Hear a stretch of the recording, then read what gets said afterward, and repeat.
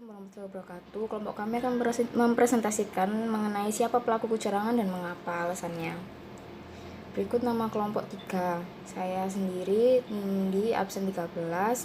Ada teman saya Nurul Lailatur, absen 14. Ada teman saya Dita, absen 30. Teman saya Eli, absen 43. Kalista, absen 46. Dan ada Fani, absen 51. Mengapa kita harus mengetahui siapa pelaku kecurangan? Sangat penting untuk memahami karakteristik pelaku kecurangan karena mereka tampak sangat mirip dengan kebanyakan orang yang dicari organisasi untuk dipekerjakan sebagai pegawai, diharapkan menjadi klien atau pelanggan, dan juga untuk menjadikan sebagai seorang pemasok. Pengetahuan ini membantu kita untuk mengerti bahwa kebanyakan pegawai, konsumen, pemasok, dan partner bisnis memiliki kesesuaian atau cocok dengan karakteristik yang dimiliki oleh pelaku fraud dan memiliki kemampuan untuk terlibat dalam. Baik, saya akan melanjutkan presentasi dari teman saya, Mbak Nindi. Di sini saya akan menjelaskan beberapa tindakan atau perilaku pelaku kecurangan atau fraud. Yang pertama, perubahan perilaku secara signifikan seperti easy going, tidak seperti biasanya. Lalu ada gaya hidup yang mewah. Lalu sedang mengalami trauma emosional di rumah atau tempat kerja. Ada penjudi berat, peminum berat, sedang dililit hutang. Temuan audit atas kekeliruan atau error atau ketidakberesan yang dianggap tidak material ketika ditemukan. Lalu ada bekerja secara tenang, bekerja keras, bekerja melampaui jam kerja, sering bekerja sendiri. Lalu ada gaya hidup di atas rata-rata, serta mobil atau pakaian mahal. Baik, untuk presentasi selanjutnya akan dilanjutkan oleh teman saya, Dita. Saya akan melanjutkan presentasi dari teman saya. Dalam bukunya yang berjudul Fraud Examination, Steve Albert dalam Miyoshi Arifiansa mengatakan bahwa ada 3 hal yang menyebabkan seseorang melakukan fraud, yaitu 1. Tekanan atau pressure. Di sini dikatakan faktor terjadinya tekanan merupakan sebuah tindakan kriminal yang dilakukan di tempat kerjanya. Tekanan ini biasanya datang dari individu yang memang sedang dilanda masalah keuangan yang rumit sehingga melakukan kecurangan. Kedua, kesempatan atau opportunity atau peluang untuk mendapat realisasi yang menjadi keinginannya dalam membayar segala kebutuhan hidup. Maka sebuah peluang atau kesempatan yang ada di depan mata adalah hal yang tidak akan bisa dia lepaskan. Yang ketiga, rasional atau alibi pembenaran dari tindakan pidana penipuan.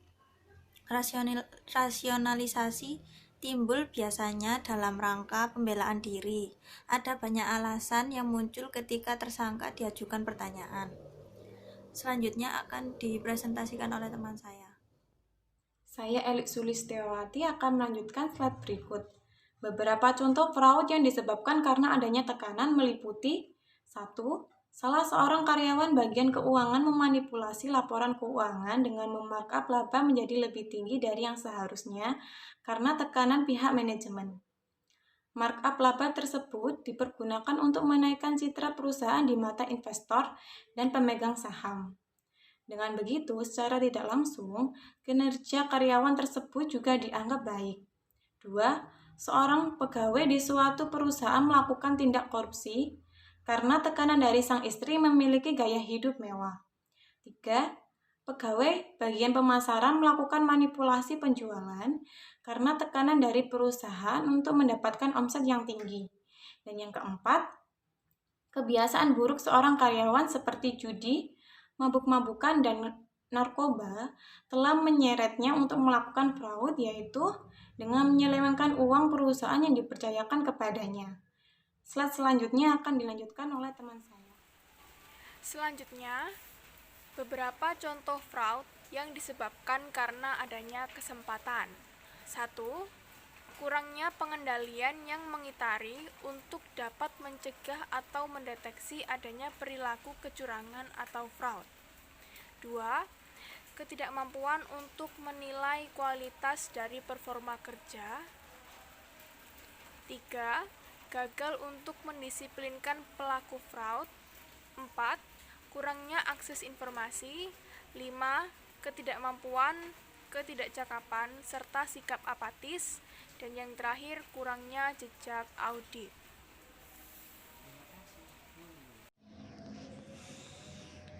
Saya akan melanjutkan materi berikutnya tentang beberapa contoh fraud yang disebabkan karena adanya rasionalisasi. Yang pertama, perusahaan meminjamkannya padaku. Yang kedua, akan kukembalikan lagi. Yang ketiga, tidak ada orang yang terluka. Yang keempat, aku pantas mendapatkan lebih. Yang kelima, kami akan memperbaiki pencatatan secepatnya setelah kesulitan ekonomi kami selesai. Yang keenam, sesuatu harus dikorbankan, entah itu integritasku atau reputasiku. Dan kesimpulannya, kecurangan dapat diminimalisir dengan pengendalian yang baik seperti penerapan GJG di perusahaan, serta pada saat melakukan perekrutan karyawan. Perusahaan harus memberikan kualifikasi yang layak agar tidak merekrut karyawan yang salah. Segitiga kecurangan yang terdapat di 3 elemen, yaitu yang pertama elemen tekanan, melakukan kecurangan untuk keuntungan dirinya dan untuk memuaskan apa yang dia inginkan, seperti kebutuhan yang tidak terduga atau mengikuti gaya hidup orang-orang pada umumnya. Yang kedua, elemen kesempatan, terjadi karena adanya pengendalian yang kurang sehingga membuat pelaku tidak terlalu khawatir saat melakukan kecurangan. Yang ketiga, elemen rasionalisasi, meyakinkan dirinya sendiri bahwa melakukan kecurangan merupakan hal yang benar. Sekian dari presentasi dari kelompok kami, kurang lebihnya mohon maaf. Wassalamualaikum warahmatullahi wabarakatuh.